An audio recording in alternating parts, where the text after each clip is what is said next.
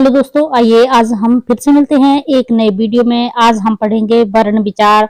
तो देखिए हमारे इसमें हमारा पहला प्रश्न है, वर्णमाला किसे कहते हैं? वर्णमाला के स्वरूप को समझाइए।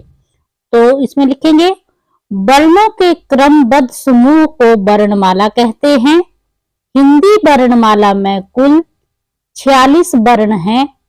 इनमें 11 स्वर और 35 व्यंजन हैं।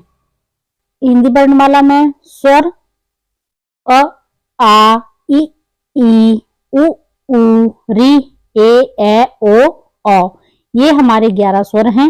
हमारे व्यंजनों में कवर्ग क, ख, ग, घ, ङ, चवर्ग च, छ, ज, झ, ञ, टवर्ग ट, ठ, ड, ढ, ण, व, ढ। 2 मान्य व्यंजन हैं। तवर्ग त, थ, द, ध, न, पवर्ग प, फ, व, भ, म, अंतस्थ य, र, ल, व और ऊष्म श, स, ह। ये हमारे 35 व्यंजन हैं। तो इन हमारे व्यंजनों में अनुस्वार, अंग तथा विसर्ग अयोगवाह कहलाते हैं। अंग्रेजी और हिंदू भाषा के शब्दों में शुद्ध लिखने के लिए नीचे लिखी ध्वनियों का प्रयोग किया जाता है। अंग्रेजी की आगत ध्वनि है ख, ग, ज, फ। उर्दू भाषा का नुक्ता है। ये जो वर्णों के नीचे बिंदी लगी हुई है, ये इसको नुक्ता कहते हैं। तो स्वर किसे कहते हैं? इसके कितने भेद हैं? उदाहरण बताइए। तो उत्तर में स्वर वे ध्वनियां हैं जो बिना किसी अन्य ध्वनि की सहायता से बोली जा सकती हैं। अ, आ, इ, उ आदि स्वर हैं। स्वरों के 3 भेद हैं। इसमें सबसे पहले है ह्रस्व। ये मूल स्वर कहलाते हैं। इनके उच्चारण में बहुत कम समय लगता है, जैसे अ, ई, उ और री। ये 4 ह्रस्व स्वर हैं। आगे है हमारे दीर्घ स्वर, जिनके उच्चारण में ह्रस्व स्वरों से दुगना समय लगता है, वे दीर्घ स्वर कहलाते हैं। तो ह्रस्व स्वर में थे हमारे जैसे अ, ई, उ, री। तो इनसे ज्यादा बोलने में जो समय लगेगा वो दीर्घ स्वर कहलाएंगे। जैसे दीर्घ स्वर में हमारे उदाहरण हैं आ, बड़ी ई, बड़ा उ, ए, ओ, औ। ये 7 दीर्घ स्वर हैं। इसी में आगे है हमारा तीसरा प्लुत स्वर। तो प्लुत स्वर जब किसी स्वर का उच्चारण लंबा करके किया जाता है तब वह प्लुत स्वर कहलाता है। यह उच्चारण प्रायः दूर से पुकारते समय होता है, जैसे ओम, राम। तो ये थे हमारे प्लुत्तो स्वर। तो प्लुत्तो स्वर को बोलने में ह्रस्व और दीर्घ से ज्यादा समय लगता है। मात्रा किसे कहते हैं? उदाहरण स्पष्ट कीजिए। हिंदी में स्वरों का प्रयोग 2 प्रकार से होता है, स्वतंत्र प्रयोग और व्यंजनों के साथ मिलाकर प्रयोग। जैसे आई, आइए, आओ में स्वरों का स्वतंत्र रूप से प्रयोग किया जाता है। तो ये जो शब्द बनाए गए हैं आई, आइए, आओ, इसमें ये स्वर ही हैं जो आपस में मिलकर शब्द बनाते हैं। तो जब स्वरों का व्यंजनों के साथ प्रयोग करते हैं तो स्वरों के रूप में परिवर्तन कर दिया जाता है। स्वरों के इसी बदलते हुए रूप को मात्रा कहते हैं। प्रत्येक स्वर की मात्रा और उसका प्रयोग इस प्रकार है। नीचे हमें दिया गया है स्वर मात्रा प्रयोग। अ कोई मात्रा नहीं होती है, जैसे क जमा अ। तो ये मिलकर बना है क। यहाँ पे क को हलंत लगा है तो ये आधा क जमा अ, ये बना क।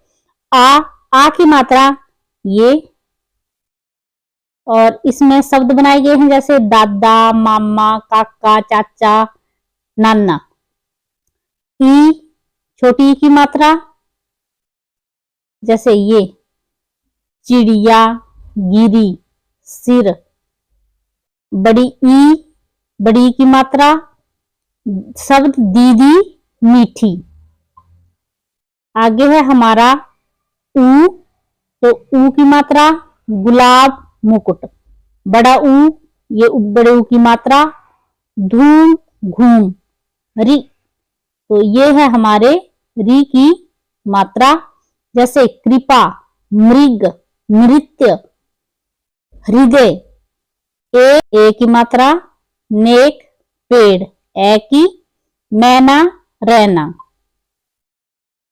आगे है हमारा ओ की मात्रा। भोला, बोलो, ओ की मात्रा। पौधा, कौवा, ओ की मात्रा। इसको चंद्र बिंदु की तरह सिर्फ चंद्र ही बनाया जाता है, इसमें बीच में बिंदी नहीं लगाई जाती है।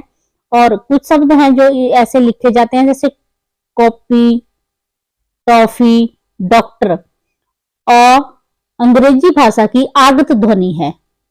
आगे है हमारा प्रश्न, व्यंजन किसे कहते हैं? तो इसके उत्तर में हम लिखेंगे, जिन वर्णों के उच्चारण में किसी स्वर की सहायता लेनी पड़ती है वे व्यंजन कहलाते हैं। क, क, तो ब्रैकेट में क को हलंत करके जमा अ लिखा गया है, तो इन दोनों को मिलाकर ये हमारा बना क वर्ण। जैसे ह, तो ह को हलंत लगा है, तो ये आधा ह प्लस अ, तो ये बनेगा ह। आगे है हमारा व्यंजनों के कितने भेद हैं? तो व्यंजनों के 3 भेद हैं, स्पर्श, अंतस्थ, ऊष्म। तो क से म तक 25 व्यंजन स्पर्श कहलाते हैं। क से लेकर म तक हमारे अंतस्थ 25 व्यंजन हैं। और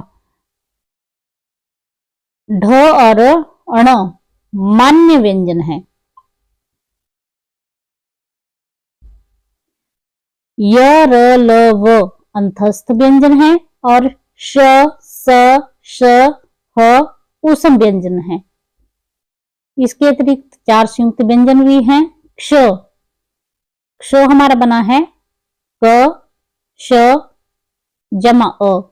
ज्ञ, ज, ण, जमा अ। त्र, त, जमा र, जमा अ। श्र, स, जमा र, जमा अ। तो ये हैं हमारे 4 संयुक्त व्यंजन, क्ष, त्र,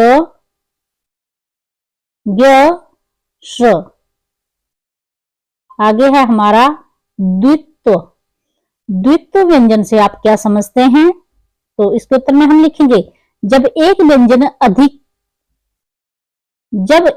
व्यंजन ध्वनि अपने समान अन्य व्यंजन से संयुक्त होती है तो उसे द्वित्व व्यंजन कहते हैं। इसमें पहला व्यंजन स्वर रहित व दूसरा व्यंजन स्वर सहित आता है। जैसे मिट्टी,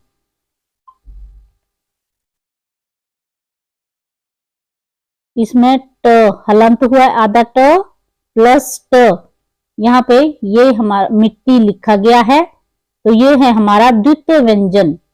क, आधा क प्लस क, पक्का। आधा स प्लस स, रस्सी। च, आधा च प्लस च, कच्चा। तो आगे है, हल चिन्ह किसे कहते हैं? हल चिन्ह जो किसी वर्ण के नीचे ऐसे चिन्ह लगाया जाता है उसे बोलते हैं हल चिन्ह। जैसे ये हल शब्द के नीचे ये लगा हुआ है। तो उत्तर, लिपि चिन्ह में प्रत्येक व्यंजन में अ स्वर विद्यमान रहता है। जब स्वर रहित व्यंजन का प्रयोग करना हो तो उसके नीचे हल चिन्ह लगाया जाता है। जैसे क, तो आधा क बनेगा ये जब इसके नीचे हलंत लगेगा। क जमा अ बना क। म जमा अ, म। आगे है हमारा वर्ण विच्छेद से क्या तात्पर्य है? स्वर और व्यंजन के मेल से शब्द बनते हैं। उन शब्दों को स्वर और व्यंजन के आधार पर अलग अलग करना ही वर्ण विच्छेद कहलाता है। जैसे हमारे पास भारत शब्द दिया गया है, तो भारत व भा बना है हमारा व जमा आ, ये बना हमारा भा। आगे है र, तो र के नीचे हलंत लगा है, प्लस जमा अ, र जमा अ ये मिलकर बना र, तो को हलंत जमा अ, तो ये बना हमारा भारत। तो ये है हमारा वर्ण विच्छेद। धन्यवाद, आगे मिलेंगे एक नए वीडियो के साथ।